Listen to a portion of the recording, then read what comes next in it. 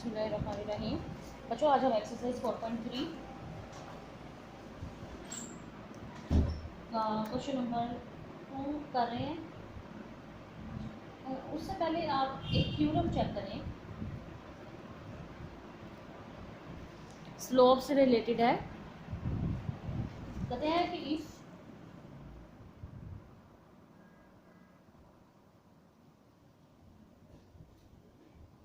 m1 and m2 are slopes of lines L1 and L2।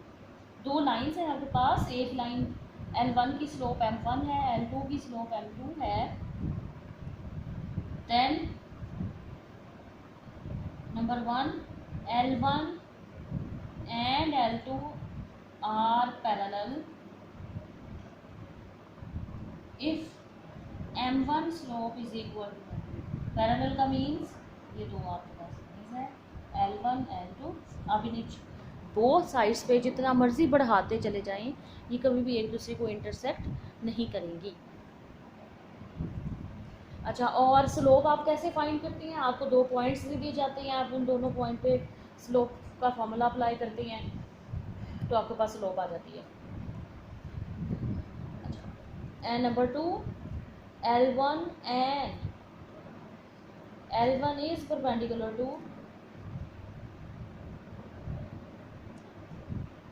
L2 if M1 M2 product is equal to -1। ये आपके पास एक line है L1, ये आपके पास L2 है। ये दोनों म्यूचुअली परपेंडिकुलर होंगे अगर इनकी स्लोप्स का प्रोडक्ट -1 के इक्वल हो। ये थ्योरम अब हम आने वाले मुख्तलिफ क्वेश्चंस में अप्लाई करेंगे। बहुत इजी है, जस्ट ये फार्मूलाज अगर आपने अप्लाई करने हैं। क्वेश्चन हम स्टार्ट करते हैं, ये नोट कर लें।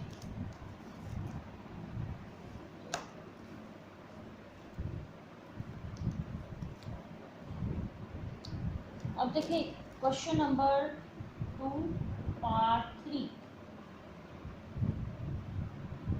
Find slope of each altitude of a triangle। अच्छा, अब अल्टीट्यूड क्या होता है पहले वो सीख लें। अगर आपके पास ये एक ट्रायंगल है ABC,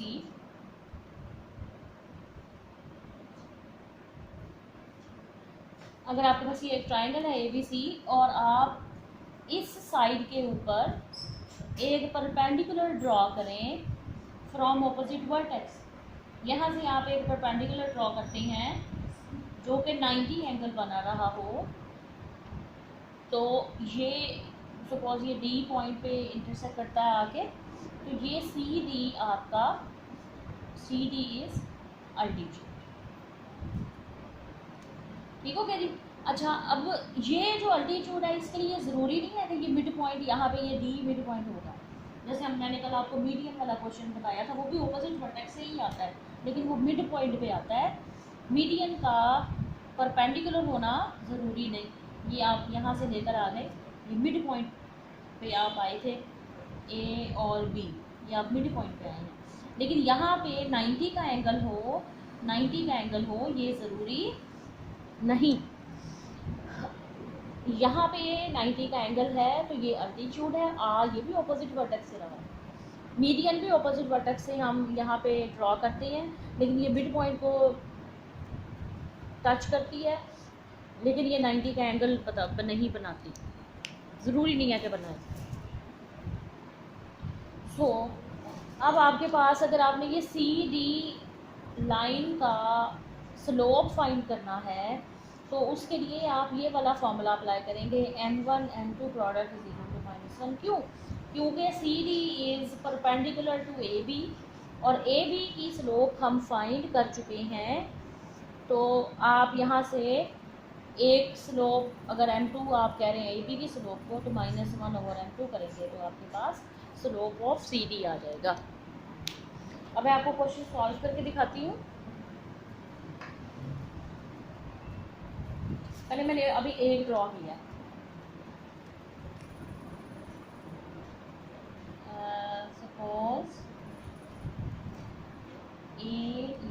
ड्रॉ किया, इंक्लाइंड एंगल बना रहा है ए सी ई, और एक यहाँ पे आप अप्लाई करते हैं, ये एफ है, ठीक है जी। तो suppose A E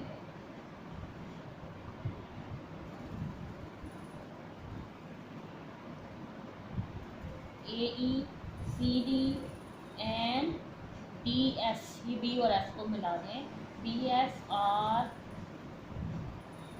altitude of triangle A B C. Now slope of A B is equal to, अब चूँकि हम वो पहले कर चुके थे, लेकिन मैं दोबारा आपको करके दिखा देती हूँ।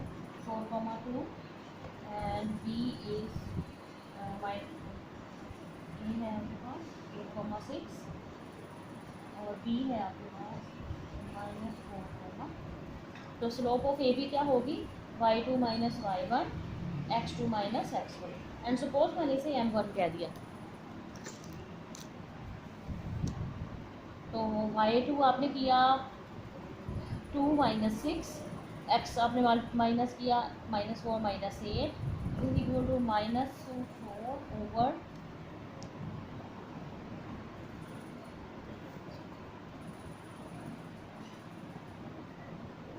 -12। तो आपके पास m1 slope of A B आ गया 1/3।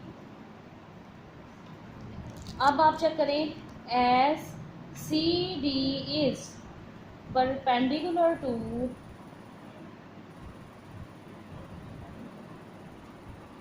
ए B and let m2 is equal to slope of C D, then m1 m2 product should be equal to -1।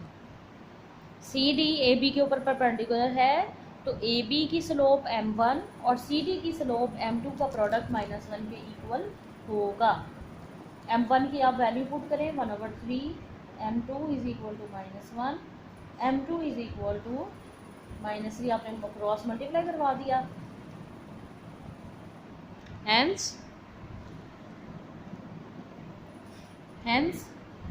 slope of altitude CD is equal to -3। इसी तरह आपने slope of AE